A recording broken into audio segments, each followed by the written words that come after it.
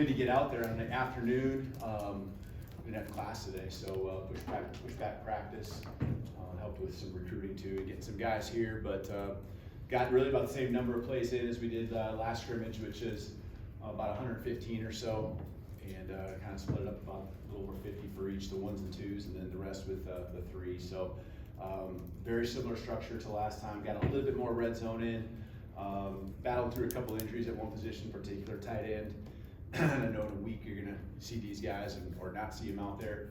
Just kind of reporting Josh Cuevas should be good for the fall, but could be done for the rest of the spring, and then Marshall Pritchett. So the tight end position went from, kind of lean at one point, just with not all the guys are already here at that position. Caleb Edwards, isn't here yet, and with Danny Lewis not practicing in the spring. So thin there. So offense, defense working together to really try to get the looks we want. Try to make the most of some substitution and things like that put guys in certain spots they're not used to being in until all of a sudden today. So that just happened earlier in the week. But otherwise, got I think what we needed to get done. Continue to get the quarterbacks reps. Mixing and matching different groups, especially on defense. Keeping those guys fresh. A lot of guys playing and rotating. I think this is a time for us to really take advantage of the guys that were already not in spring ball, and then a couple more that I just mentioned. For us to build that depth, to understand exactly what we have. We know we got on the top with guys who put a lot of snaps in. Brian Denny for us here wearing a Bama jersey, but there's also a lot of guys that we continue to build that depth. We know that's going to be important as we go through the long SEC season. So, you guys got questions? Start with Charlie on the far right.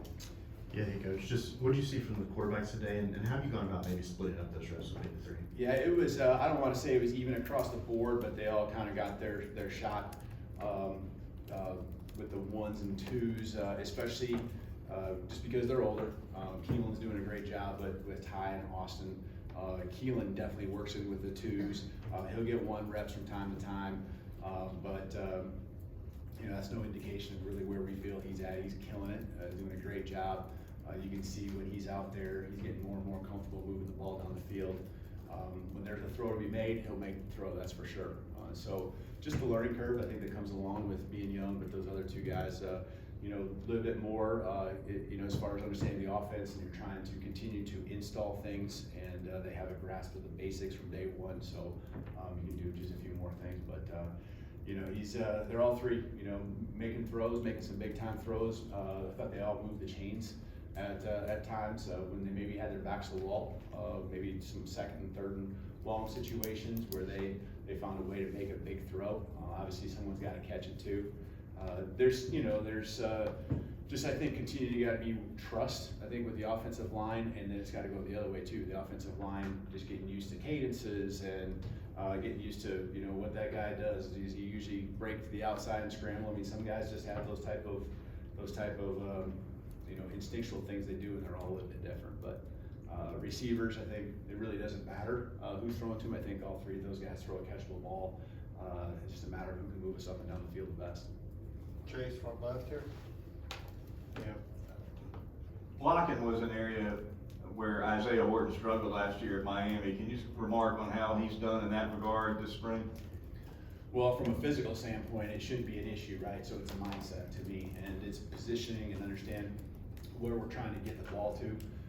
So I guess it hasn't been anything that I've seen ever in feeling that it's a deficiency in any way. So he's physical presence out there in every way, catching the ball, breaking tackles, those type of things, and it carries over to blocking. In fact, I can think of some drills earlier in spring where he excelled at it. So I think it's a lot of it's understanding what we're trying to accomplish, the teaching, and then the want to, of course. I think a lot of it. Yep, Matt, far right. What have you seen from Richard Young both today and so far this spring?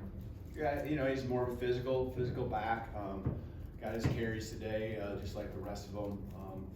Want to continue to see him just grow. I think a big offseason for him this summer is going to be important. He was working through some injuries last year. I think we're through that part with the winter phase. I think all the running backs in general, breaking some tackles, making more explosive plays. They're not always going to have this wide open, you know, parting of the seas. It's, you know, creating and getting off of just Rich, but, you know, that he's part of the running back core. And so I think finding times when they can, you know, get their yards when they need to, put their head down, I think that's a strength of his. And I think as a core, as a group, they can all try to do just a, you know, if they can get us a little bit more when maybe the perfect blocking isn't in place, which is gonna happen, right? When you're playing an SEC game in particular, it's hard to block those dudes. And so you gotta make some things happen. And I wanna see the whole group continue to improve and, you know, yards after contact, making people miss out in space and not letting that first guy bring you down. Tony, front right. How have you seen Ryan Williams, kind of progress throughout the spring, and then just with his skill set, can you kind of get him in multiple positions at like slot and outside as well? Yeah, we didn't have Ryan scrimmage today, just taking care of him. You know, we know what we have there. He might not do much the rest of the spring, you know, and there's a couple nicks and things like that, but you know, if you asked him, he'd be out there and scrimmaging. He's dressed up and ready to go, but just being really careful with some things he's going through here the last week or so. Yeah, he can definitely, he's a versatile guy. He can play any position, inside, outside, field, boundary, it doesn't matter. And you know, you gotta make sure that we continue to give those opportunities down the field, the things you saw a year ago, explosive play opportunities, but also a lot of it's just getting the ball in his hands. I can think of some even bubble screens and things like that we did a year ago that he just created on his own. Obviously, we got a block for him, but we're gonna move him around. I think that's one thing our receiving core gives us. Germ and Isaiah can do much of the same thing, and that's what you really love, is have versatile players. Running backs that can line up and do some things out in the perimeter, tight ends that can play and be flexed out, they can motion in, put their hand down. We want the same thing, receivers, guys that can play inside and outside. Go front left here to Colin.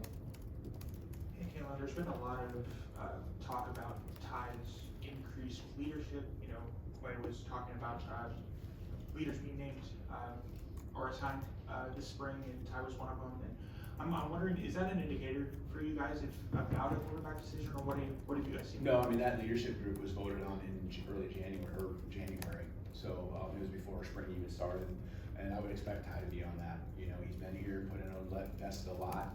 I would have voted for Ty to be on that in January as well. So he does a great job, really, you know, taking advantage of knowing the guys that are on the team, helping them. He's obviously got to take care of his business, and he does. You know, so you know, we ask guys to be leaders, and then when you take care of your business, bring someone with you, and he does a great job with that. I think you know, the other quarterbacks, you know, continue to do it different ways. Kalen does it with his presence. He's not probably going to be as vocal yet, just hasn't been around long enough. And Austin's kind of been there as well. Has really, because of the confidence and the things he's done, especially the middle half of last fall, where he started really kind of, you know, showing the effort and energy that he would bring the team. I think he's gained a lot of confidence being a leader as well. Okay, we got two questions left. We'll start with Nick here, right in the middle on the left. Yeah, with Keon Sabb and Mine Jackson out, more opportunities for younger DBs. What did you see from some of them today? Yeah, they continue to be that group. I guess just backtracking here. First of all, Keon, we just continue to get the feedback and reports. It's been super positive. Even today, another positive report, probably as positive as we've had, and we expected that. But just exciting for him to be able to get going and keep taking those steps when you get to those benchmarks and going on to the next level. So he's on track, he's on pace. It was quite an injury, you know, that he was coming back from, and you know, the fight, I'm never going to question that, because you know, maybe some of you know, but last fall, what he worked through and the way he sacrificed himself, the Tennessee game in particular, kind of that 2-game stretch there leading up to it, man, got a lot of fight, and people respect him. I do too for that. But yeah, the younger guys, they don't feel like younger guys. I mean, that's across the board. The 18 guys that came in, early enrollees, I don't see them as freshmen anymore at all. They've really gone out there, and the defensive backfield a year ago at this time, thin, new faces, knew we had to get more faces in. You know, not sure. I mean, I think we had one returning starter or one returning corner on scholarship that returned from the season before. And that position group, I think, is both corners and safeties together have really kind of reconfigured and are playing extremely high level of football. They're seeking out, they're hunting the ball, they're confident, they love it when other guys make plays, they're excited for of course the plays they make, but it's really cool seeing Mo Lindquist, Jason Jones really gel that whole defensive backfield together and go up there and you know, a takeaway is an expectation for those guys really every single play.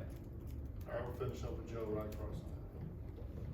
Coach, kind of on that same track, but with the inside linebackers, with Deontay Lawson and Justin Jefferson out, how have you seen veteran Nikai Hill-Green come in and assert himself, and then with the young linebackers behind him? Yeah, there's some real young guys, the 3 freshmen, they're gonna be really good players.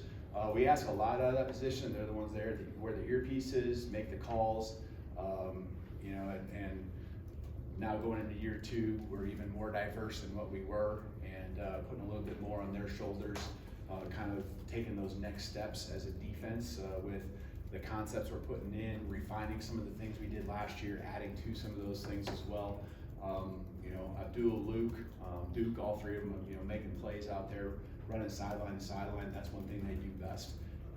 And then, you know, yeah, QB is a guy that's out there directing traffic, and he's had a really good spring as well. So I'm proud of the way those guys have just taken the bull by the horns and rolled with it. And then Justin and Deontay, their leadership and their engagement with these guys has been something I just got to make a note of, because you know, they remember being that age, the ups and downs that you can go through, and they are right in there every single play. If a big play happens, you know, Justin in particular, because he can go run out there, he's got, you know, as much excitement as anyone when those linebackers in particular make a big play.